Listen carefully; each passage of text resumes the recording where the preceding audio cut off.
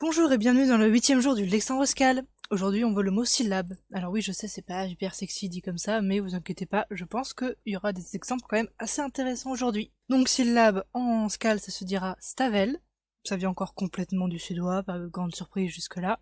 La première phrase exemple c'est il y a combien de syllabes dans ce mot, qui se dira nifil stavel sarin doute une.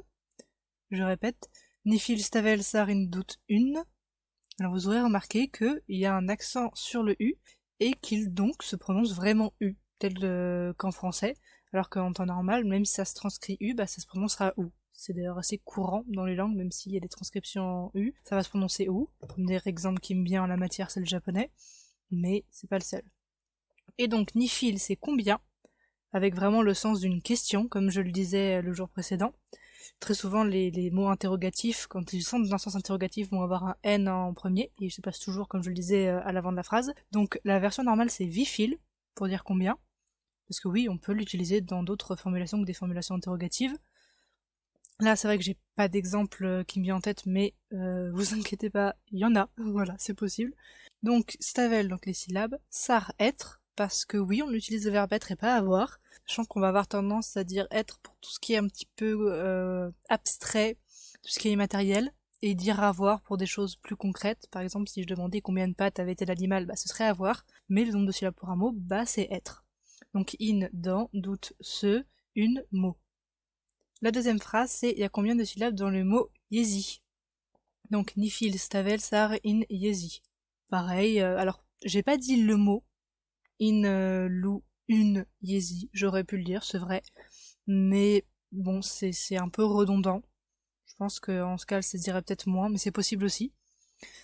Ensuite, pas grand chose de neuf à dire par rapport à la phrase précédente, donc je passe directement à la suite. Donc la réponse, il y en a deux. Fin sartvo.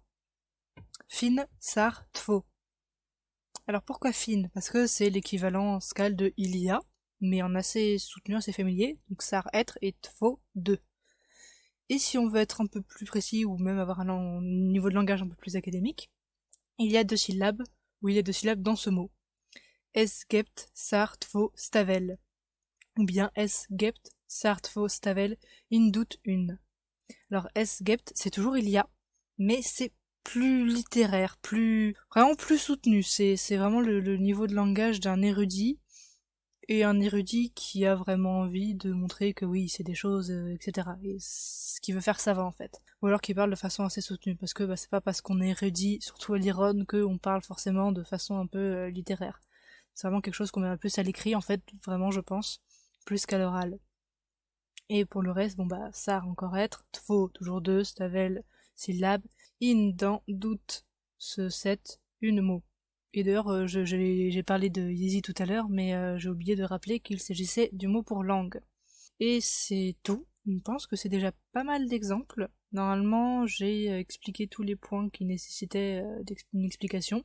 Si j'ai oublié des choses ou qu'un point n'est pas très clair, comme d'habitude, n'hésitez pas à poser des questions. Et en attendant, j'espère que ça vous a plu, que c'était pas trop d'exemples d'un coup.